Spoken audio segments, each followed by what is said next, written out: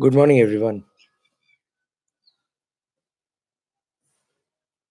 Let's begin with solving your doubts. So please post your doubts if you have any. Even if you feel that there is some topic that you want me to repeat for you, please let me know. I'll do that.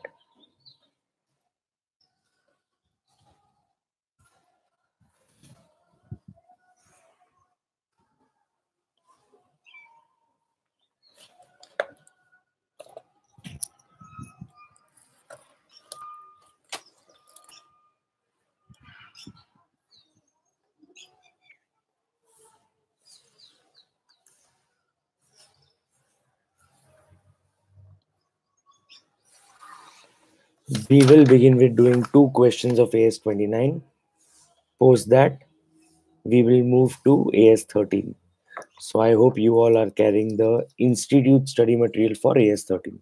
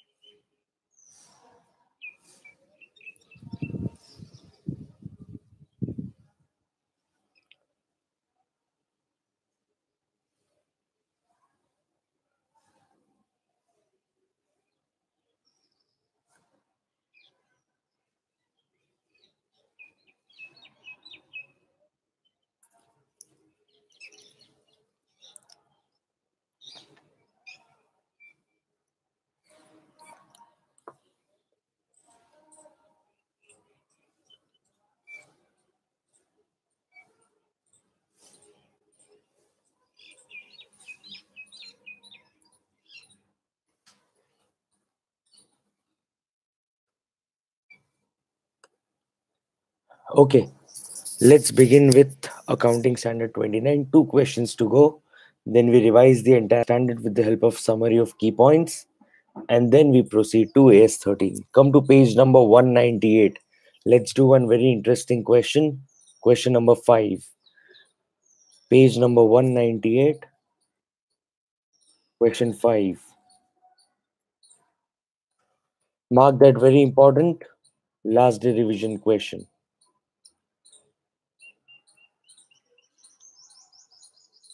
Question number 5. Right, I'm reading the question for you. Please understand it carefully. Very good question to understand. An engineering goods company provides after sales warranty for 2 years to its customer. So a goods company is providing after sales warranty. So once I sell, 2 years the product is under warranty.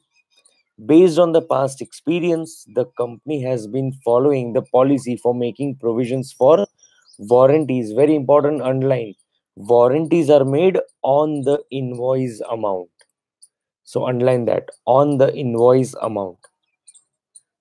Also underline on the remaining balance warranty period. So underline that, on the remaining balance warranty period.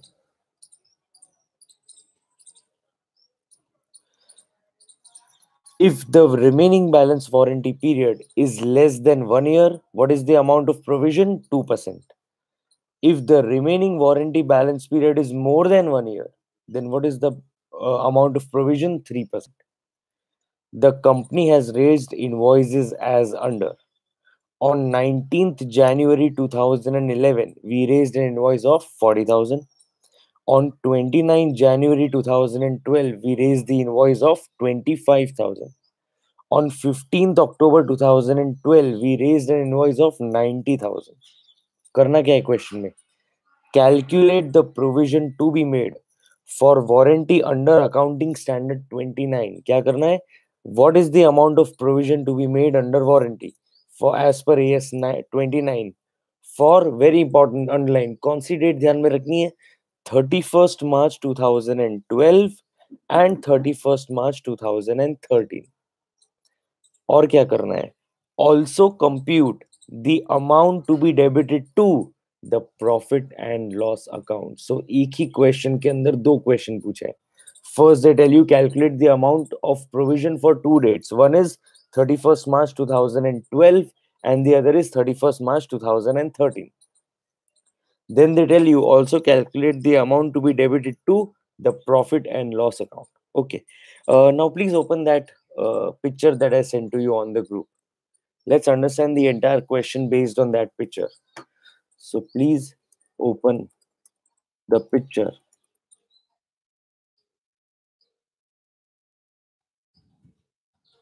I shared on the group a little while back.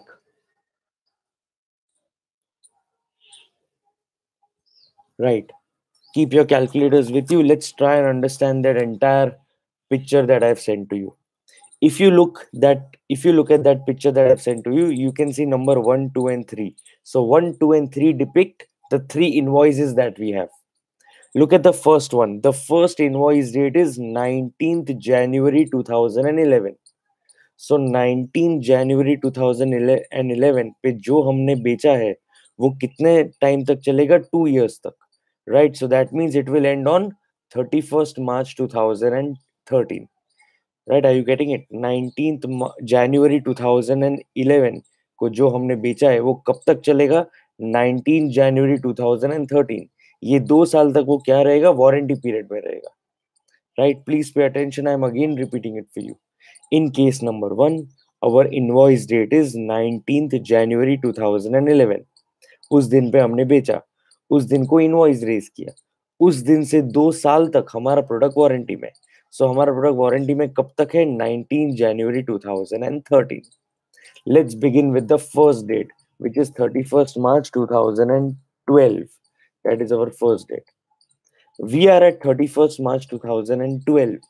Now tell me, what is the remaining balance period, which means the period from 31st March 2012 till the date this warranty will expire, 19th January 2013. All you have to think and tell me is this remaining warranty period less than 1 year or more than 1 year? Please calculate and tell me. I'm again repeating the question for you. Please understand and give me a correct answer for the same. We raised an invoice on 19 January 2011 and we said कि आज से ये product 2 साल के लिए warranty में, which means the warranty will end after 2 years on 1st March 2012 से लेके 19 January 2013 जब वारंटी पीरियड खत्म हो रहा है. Our warrant remaining balance is less than 1 year or more than 1 year. Okay, of course, 31st March 2012. So January 2012 से April 2012 से January 2013. It is definitely less than 1 year. Very good. Now, once we have decided that this is less than 1 year, can you again check the question and tell me that if the remaining balance period is less than 1 year, what is the percentage of provision to be provided? If the remaining balance warranty period is less than 1 year, please look at the question and tell me what is the amount of provision that you will create. If the remaining balance warranty period is less than 1 year, my question to you is, what is the percentage of provision to be provided? Right, it says less than 1 year is how much? 2%. Okay, let's calculate that. What's my invoice amount? 40,000. multiply that by 2%. How much do you get? 800 rupees. So we have calculated for the first one, and the answer to the first one is 800. So I'm writing at a piece of paper 800. Are you understanding? Okay, let's go to the second invoice. We are done up with the first invoice. Now let's focus on the second invoice and look at the second part of the picture that I've sent to you. I raised an invoice on 29 January 2012. The product is under 2 years warranty, which means the warranty period will end on 29 January 2014. Right? Today my date is 31st March 2012. So again I have to think for the remaining balance warranty period, which means what is the remaining balance from 31st March 2012 till 29th of January 2014. So again you will calculate and tell me, is this less than 1 year or is this more than 1 year? The period from 31st March 2012 till 29 January 2014. Is it less than 1 year or more than 1 year? From 31st March 2012 till 29th of January 2014. This is definitely more than 1 year. Again, look at the question and tell me, if your remaining balance warranty period is more than 1 year, what is the percentage of provision to be created? What is the percentage of provision to be created? 3%. Okay, let's calculate. What's the invoice amount? 25,000 into 3%. Calculate.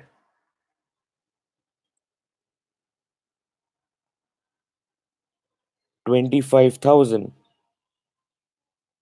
into 3%. It will come to 750. Right, again, invoice number 1, amount was 800. Invoice number 2, our amount is 750. Let's go to the last invoice. Invoice number 3.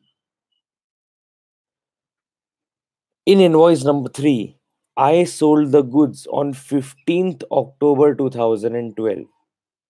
And this product is under 2 years warranty. So that warranty period will end on 15th October 2014.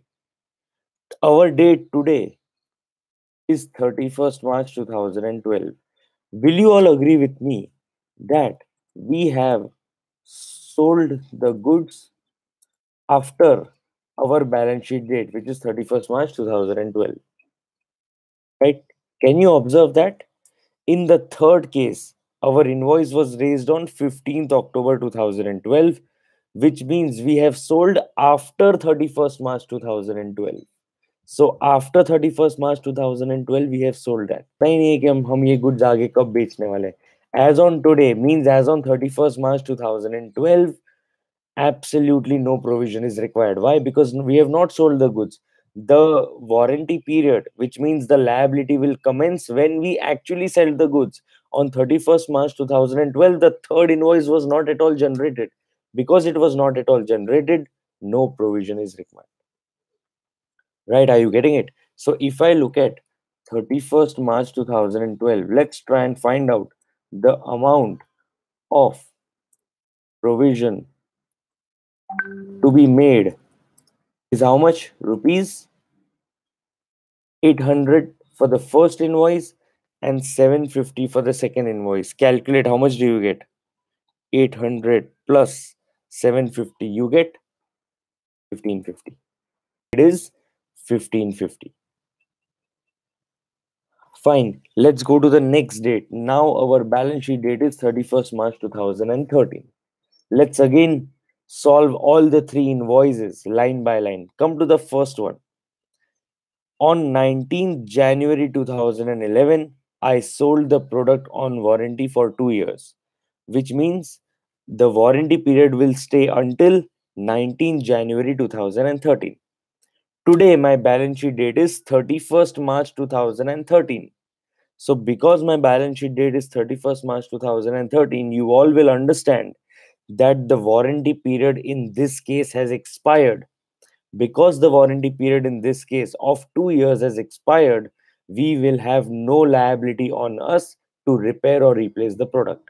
Which means in the first case, the warranty period ends. Understand this carefully. Warranty period will end on 19th January 2013 and our balance sheet date is 31st March 2013, which means our balance sheet date is after the warranty period. Because our balance sheet date is after the warranty period, no provision is required. Are you understanding? No provision is required. So for invoice number 1, as on 31st March 2013, no provision is required. Right, come to invoice number 2. Your second invoice was generated on 29 January 2012. This product remains under warranty for 2 years, which means the warranty period will end on 29th of January 2014. Today, my balance sheet date is 31st March 2013. Now, please calculate for me what is the remaining balance period from 31st March 2013 till 29th of January 2014. The question again remains the same. Is it less than 1 year or more than 1 year? So look at this, 31st March 2013 till 29th of January 2014. And please tell me, is the warranty period less than 1 year or more than 1 year? Check that.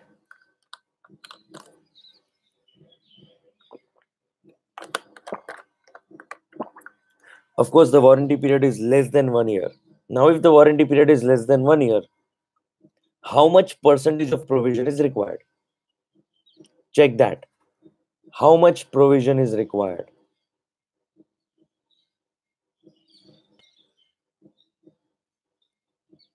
What is the percentage of provision that is required? 2%. Let's calculate 25,000 multiply by 2%. Check how much do you get? 25,000 into 2%. You get how much? 500?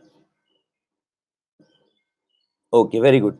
We get 500 for invoice number 2. Invoice number 1, nil. I'm putting over here. Invoice 1 is nil. Invoice 2, we have 500. Let's come to invoice 3. Invoice 3 we raised on 15th of October 2012. This will remain under warranty for 2 years, which means it will remain till 15th of October 2014. Today, my balance sheet date is 31st March 2012. So let's figure out 31st March 2013. I'm sorry, not 12. 31st March 2013 till 15th of October 2014. Let's find out whether my warranty period again is less than 1 year or more than 1 year. Find that out. Less than 1 year or more than 1 year.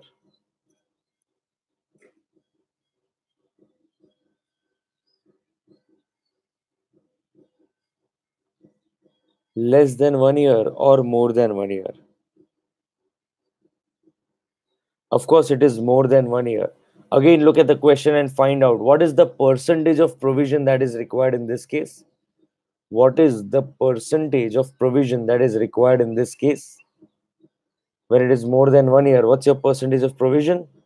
3%. Let's calculate that. You have 90,000 into 3%, which comes to 2,700. So just to add that, again, invoice number 1, nil. Invoice number 2, you have 500. Invoice 3, you have 2,700, which means the total provision for 31st March 2013 is rupees 3,200. Are you getting it? The total provision for 31st March 2013 is how much? 3,200. How much did we record for 31st March 2013? Sorry, 12 provision for 31st March 2012 will be rupees.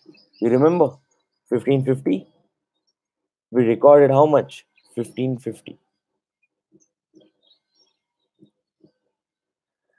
Right. So we are done up with the first part. So in the first part, they asked us how much provision is required as on 31st March 2012. We got our answer, which is 1550. Second question that they asked us is how much provision is required for 31st March 2013. We calculated that and we got how much? 3,200. Right? Are you getting it? Okay. If you're done with these two, let's go to the last part of the question, which says also compute amount to be debited, to that debiting to the profit and loss account is 31st March 2013. Now please pay attention to what I'm going to tell you, because this is something that you've already done in the 11th standard. Now if you remember, in the 11th standard you followed a format known as the TAT format when you calculated the provision for bad debt reserve, right? So you used to see the bad debt for the trial balance, then you used to see the bad debts of the adjustment. You will agree with one thing to me, that when we saw 31st March 2012 and when we saw 31st March 2013, the invoices were same. They were not different. They were not different invoices. We were looking at the same three invoices for two different dates, right? Invoice number 1, 2, 3, date was 31st March 2012 and 31st March 2013. So three same invoices, two different balance sheet dates, which means that 3,200 is a cumulative value. It also includes, which means 31st March 2013 also includes the provisions of 31st March 2012. Why? Because we are seeing the same three invoices, only difference is we have two different dates. One is 31st March 2012, the other is 31st March 2013. But the number of invoices and the nature of invoices is absolutely same. So we will think in this way, that on 31st March 2013, the amount of provision required is 3,200. But as an opening balance, we already have amount of provision as 1550. We need 3,200, of which we have 1550. Please calculate and tell me how much more provision is required. We want, and making it easy for you, we want 3,200. This is how you think. We have 1550. How much more do you need? You need how much? 1650. So this 1650, which you need more, you will debit and take from profit and loss account. You understanding? Whatever 1650 extra you need, you will take that from the profit and loss account. So your amount to be debited to P&L will be 1650. Are you understanding? Absolutely easy it is. All you must know is how to read and interpret the question carefully. Right? Okay. Quickly come to the solution. Let's see what they have given. Provision to be made for warranty under AS 29, provisions, contingent liabilities and contingent assets. As on 31st March 2012, 1550, that is what we calculated. As on 31st March 2013, again we calculated 3,200. So we got both the provision amounts. Now amount to be debited to P&L will be balance of provision required was 3,200. Opening balance means what balance we had was 1550. The balance amount, as you correctly said, 1650, will be debited to the profit and loss account. Now they've mentioned a note of which we have already made a discussion earlier. No provision will be made on 31st March 2013 in respect of sales amounting to 40,000 made on 19 January 2011, as the warranty period of 2 years has already expired. So this we have already discussed earlier. Right, mark this question very important. It's a good question to practice. And if you have any doubts, let me solve that first, only then we go to the last question of AS 29. So please post your doubts, if any. If you have any doubts in question number 5, which is a very important last day revision question, please ask me your doubts. I'll solve that first. If you have no doubts, let's move to question number 2. Come to page 196. Let's solve question number 2. Page number 196. Come to question number 2. Right, this last question, mark this also as a very important question, should be your last day revision question. So mark this, very important last day revision question. Question number 2. Okay, I'm reading the question for you. It's a long question, so just don't lose link. Understand the question carefully. I will also explain the question to you later on, but just pay attention when I am reading the question. Question number 2. It is a practice manual question and also an RTP question. Shyam Limited, a public sector company, provides consultancy and engineering services to its client. क्या services देते हैं हम? Consultancy and engineering services देते हैं. In the year 2010-11, the government has set up a commission to decide about the pay revision. So 2010-11 में government ने एक commission बिठाया और ऐसा कहा कि pay revision का decision लेना है. The pay will be revised with effect from 1/1/2006. आज हम कहाँ पे हैं? 2010 and 11. और effect of pay revision कब से आने वाला है? 2006 से. Tell me, prospective effect or retrospective effect? We are at 2010 and 11, but the revision will take effect from 2006. Please look at the question and tell me, is it prospective effect or retrospective effect? It is definitely retrospective effect, means right from the earlier years. So we are sitting at 10-11, but the effect will be given from 2006. Okay, let's go ahead.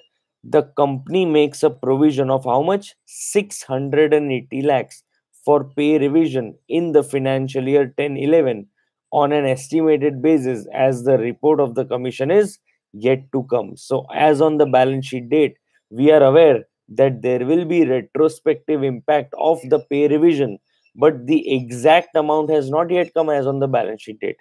So what the company does is the company decides to make a provision. So the company makes a provision of 680 lakhs. So the company says कि पे commission का तो अभी तक decision आया नहीं है, लेकिन एक बात पक्की है, पे रिवीजन तो होने वाला है.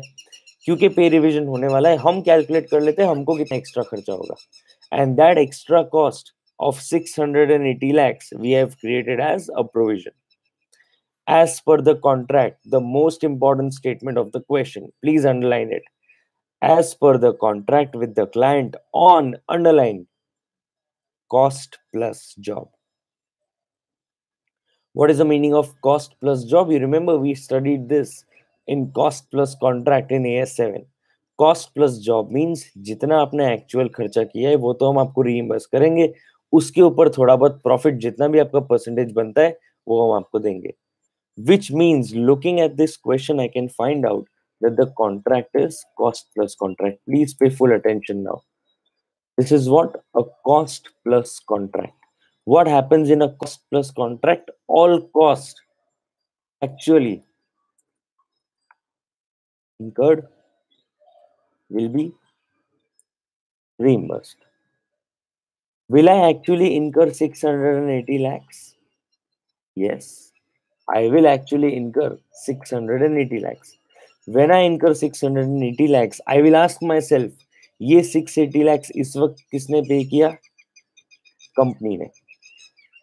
क्या हमारे पास ये चांस है कि ये 680 lakhs हम कस्टमर से रिकवर कर सकते हैं? Yes. Why? Because we have cost plus contract. What happens in a cost plus contract? Whatever cost you actually incur, that will be reimbursed. plus you will get some amount of profit, which means entire 680 lakhs we will be charging to the customer. And because we are charging to the customer, we will be able to recover this amount. If I say that we'll be able to recover this amount, which means a reimbursement is expected of an amount, provision is created. Already a provision is created. Now you remember other aspects, point number 3, which says reimbursement is expected of an amount for which a provision is already created. What do you do? Only if it is virtually certain, you will record it as a separate asset in the books. Right? Can you set them off? You cannot set them off. You will show them separately and you will record this reimbursement as a separate asset in the books. Are you understanding? Okay. Now the question is it virtually certain? Now see, you have already entered into a contract. The contract says that you will be having a cost plus contract, which means all the costs will be reimbursed. Now this contract is a sufficient proof that it is virtually certain. So in this case, what you will do is you will record it as a separate asset in the books. Are you understanding? This is what we interpret from the first part of the question. Let's look at the second part of the question. The company discloses through notes to accounts. What does it disclose through notes to accounts? The first part. Salary and benefits include the provision of 680 lakhs in respect of pay revision. The amount chargeable from reimbursable jobs will be billed as per the contract when the actual payment is made. वही बोल रहे हैं वो लोग कि हम लोग actually जब भी बिल करेंगे हम ये सारा पैसा कस्टमर से रिकवर कर लेंगे. लास्ट पॉइंट देखो.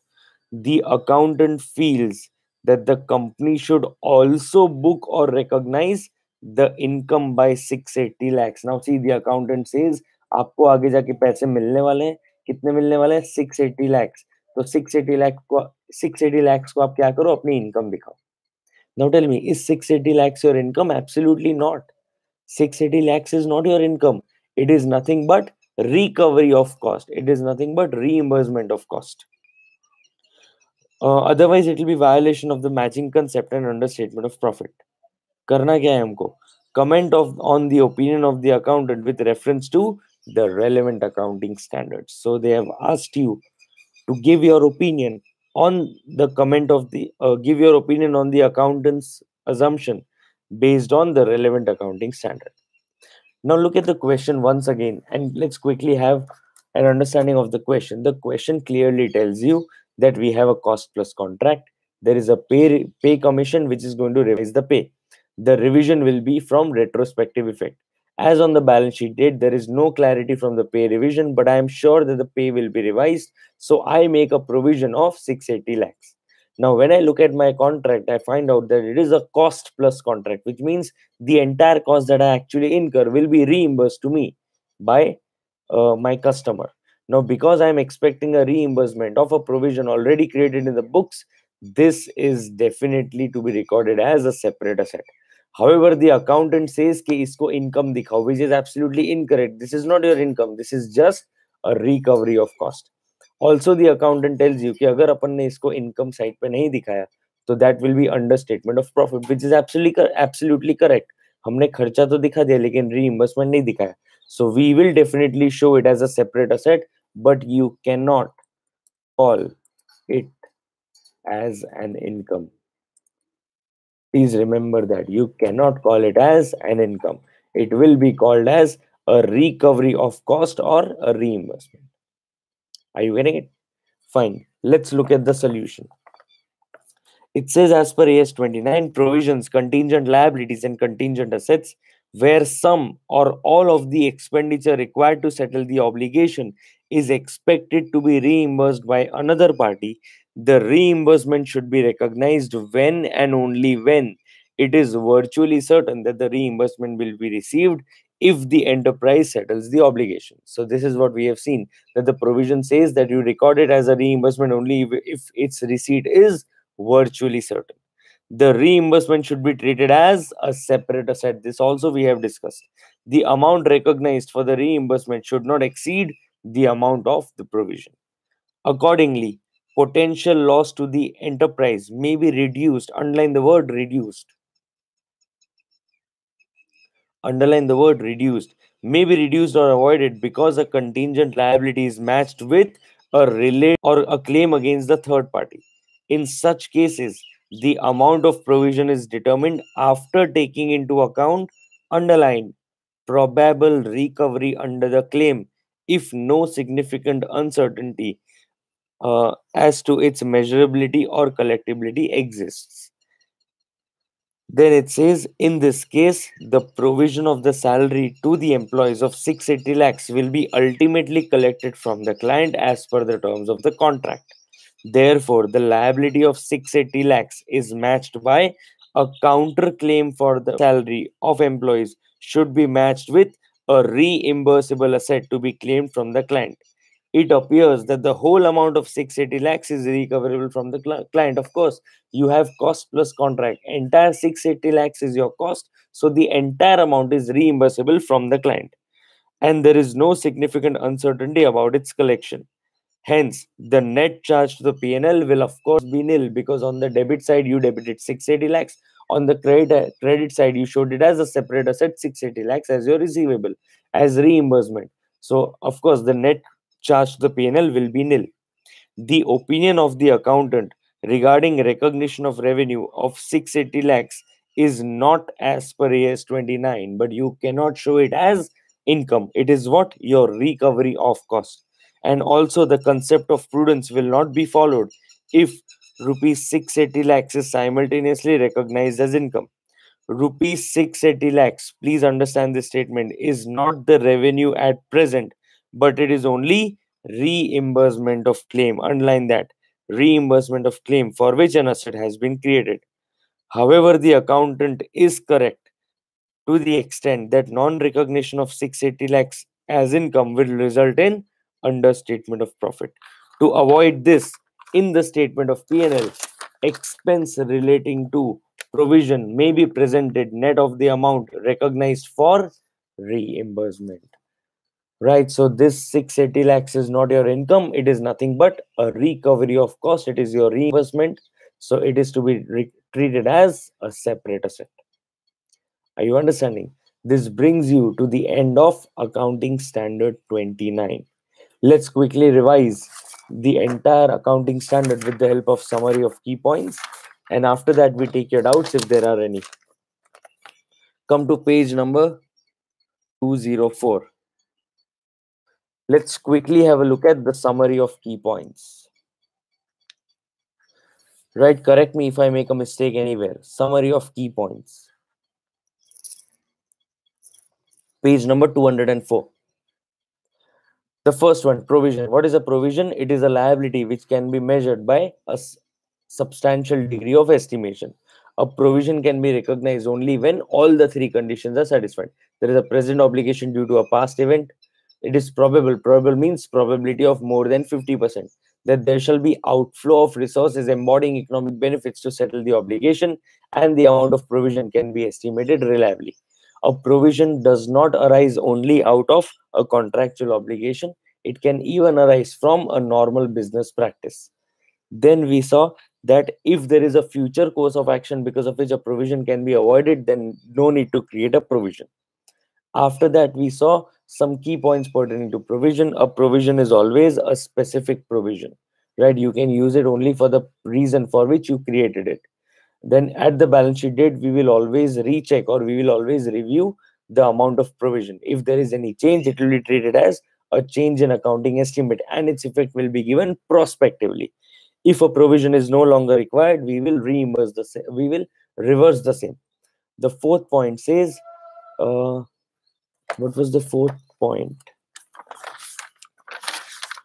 Look at your notes. The fourth point says, yes, AS 29 does not allow any kind of inflation, so it does not take into account the discounting factor for a provision. What is a contingent liability? It is a possible obligation which relates to a past event but its outcome will be known only on occurrence or non-occurrence of one or more future uncertain event which is not within the control of the enterprise. If your probability of occurrence is 50% or less, then you will record it as a contingent liability. A contingent liability will always be disclosed as notes to accounts. Right? After that, we saw contingent asset. What happens in contingent asset? It is a possible asset, which again relates to the past event, but the outcome of which can be known only on occurrence or non-occurrence or one or more future uncertain events, not wholly within the control of the enterprise.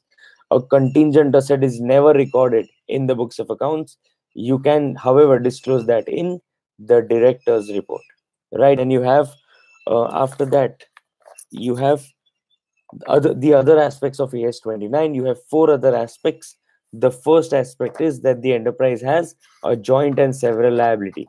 Because the enterprise has a joint and several liability, the portion of liability that is to be met directly by the enterprise will be created as a provision. The one which is to be met by the enterprise indirectly will be treated as a contingent liability. After that, the second one was that enactment of a new law is virtually certain. Again, you should have answer as yes to three questions. The first one is there a new law that will be enacted? Yes. Will that new law be enacted? And that certainty is virtual certainty. That means 100% yes. Yes. Third, will that result into outflow of resources from your organization? Yes. If all three conditions are satisfied, then you need to create a provision in the books. Then the third point is reimbursement is expected for an expenditure for which a provision is already created. If you are virtually certain that you are going to receive the reimbursement amount, then you will treat it as a separate asset. Please remember, you cannot set that off against each other. And the last one is onerous contract. When you have a contract that where the cost exceeds the benefit, the contract is known as a loss-making contract, also known as an onerous contract. The entire provision pertaining to such contract is to be made immediately. And finally, you have the disclosure requirements. In terms of provision, you will disclose the carrying amount at the beginning and the end, additional provisions, the unused amount, what is your liability or what is your obligation, and a brief description about it. When do you expect there will be outflow of resources? If there are any uncertainties or assumptions that you have made, you will have to disclose that as well. In terms of contingent liability, close the facts. Fine, are you understanding? That brings you to the end of accounting standard 29. Right now, I want to know from you genuinely, have you actually understood this standard? Have you actually understood AS29?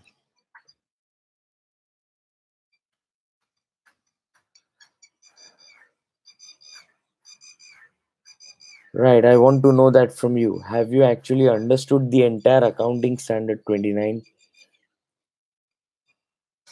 If you have any doubts, please post your doubts.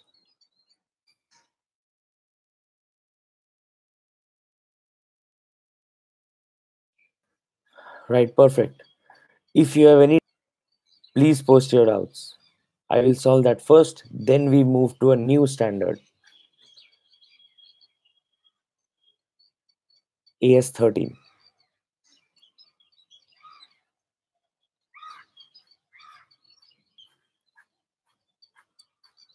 Fine, I think we have no doubts. So let's take a 5 minutes break. Please bring or please carry or please keep with you the institute study material for accounting standard 13. Right? Please keep the institute study material with you. I may have to cancel this link and I'll post a new link to you in the next 5 minutes.